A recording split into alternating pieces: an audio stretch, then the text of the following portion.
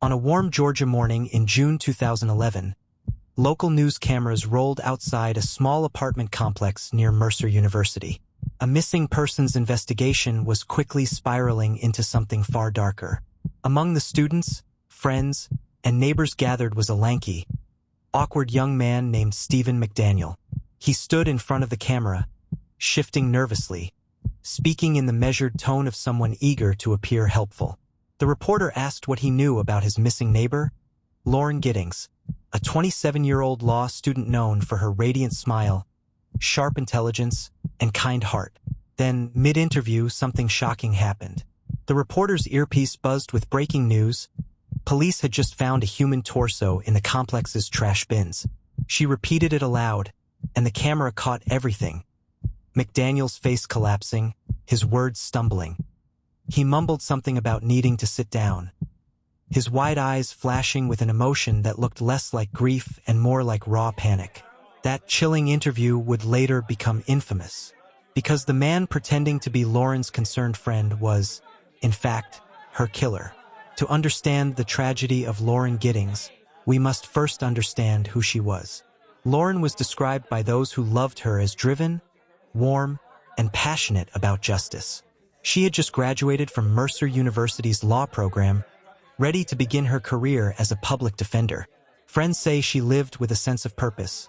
Her goal wasn't wealth or prestige, but to fight for those who couldn't fight for themselves. Her future was bright.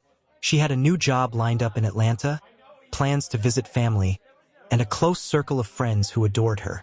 But all of that came to a devastating halt in the early hours of June 26, 2011. When Lauren's friends hadn't heard from her for days, worry quickly grew. Texts went unanswered. Calls went straight to voicemail. On June 30th, friends went to her apartment and found her car parked outside, but the door locked. Inside, they noticed something strange. Lauren's purse, ID, and cell phone were all there. Nothing suggested she had left voluntarily. Panic set in and police were called. Within hours, the search began. Neighbors, classmates, and even Stephen McDaniel, who lived just a few doors down, joined in offering information. He gave statements, attended vigils, and sat with other students as if he, too, was grieving. But beneath that mask, Stephen was hiding the darkest of secrets. When detectives sat down with McDaniel for questioning, they quickly sensed something was off. He had scratches on his stomach that looked like fingernail marks, the kind someone might get while fighting off a victim. His answers were odd, rehearsed, and mechanical. At first, he resisted letting police search his apartment. "It's the lawyer in me," he said smugly, as if his law degree could outsmart suspicion. But eventually, under pressure, he relented, on the condition that he accompany detectives inside. He insisted it was because he wanted to help look for Lauren. What detectives didn't know then was that McDaniel had already hidden the evidence of his monstrous act within those very walls. The discovery outside the apartment complex confirmed the worst fears. The torso in the trash was Lauren's.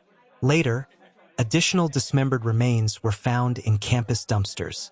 Attention quickly turned to Stephen. Investigators learned he had been obsessed with Lauren. He had a voyeuristic fixation on her, watching her through her windows, reading her online profiles, and plotting ways to get close. Lauren, polite and kind, treated him as she did all her neighbors, with friendliness but never romance. What police found in his apartment sealed the case. Packaging from a hacksaw, the very tool he had used to cut Lauren's body into pieces. The chilling part? McDaniel had spent hours sitting in that same apartment while police swarmed outside, hiding behind a thin veneer of calm. Faced with mounting evidence, McDaniel was arrested. But for months, he maintained a disturbing silence, revealing nothing about what happened in Lauren's final moments. Finally, in 2014, to avoid the death penalty, he agreed to a plea deal. The condition, he had to recount everything. What he revealed was almost too horrifying to believe. At 4:30 a.m. on June 26, 2011, Stephen McDaniel used a master key to quietly slip into Lauren's apartment while she slept.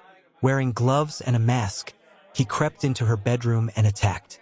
Lauren woke in terror, fighting back with all her strength. In the struggle, She tore off his mask and recognized him. That moment sealed her fate. Terrified she would expose him, McDaniel strangled her with his bare hands until her body went limp. But the nightmare didn't end there. The next day, in broad daylight, McDaniel dismembered her in her own bathroom using a hacksaw. He stuffed parts of her body into trash bins just steps away from where her friends, neighbors, and family would later gather to search for her. And then, he went about his day as though nothing had happened. Stephen McDaniel never went to trial. His plea spared him the death penalty but condemned him to life in prison. He was ordered to detail every aspect of his crime, forcing him to speak words no one should ever have to hear. Even after sentencing, McDaniel showed no real remorse. He filed endless petitions, grasping at technicalities, hoping for freedom. Each was denied. He will technically be eligible for parole in 2041, when he is 56 years old.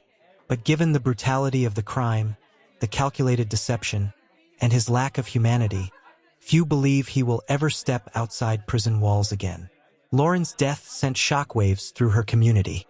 Friends remembered her as the embodiment of kindness, a woman who gave her time freely and dreamed of defending those society had forgotten. Professors spoke of her brilliance and dedication. Her family was left to mourn not only her absence, but the stolen future she had worked so hard to achieve. The most haunting image remains that news clip. Stephen McDaniel pretending to care, pretending to grieve, while the truth sat heavy on his conscience. It was a performance so grotesque that it stands as one of the most infamous moments in true crime history. The cruelest twist? Stephen, a law student who studied justice, used his knowledge of the system to stall, manipulate, and play games with investigators. He wanted to be seen as clever, as someone who could outwit the process. Instead, he exposed himself as what he truly was, a calculating predator hiding in plain sight. Lauren, meanwhile, represented the exact opposite: justice, compassion, hope. Her life's purpose was to defend the vulnerable. In the end, she was betrayed by someone she should have been able to trust: her own neighbor, a fellow law student. The story of Lauren Giddings is one of promise cut short, of evil lurking just across the hall. It's a reminder that sometimes the most chilling monsters aren't strangers in dark alleys, but familiar faces hiding behind false concern.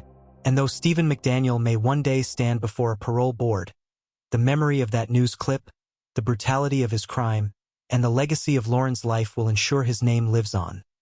Not as a clever lawyer, but as the neighbor who killed.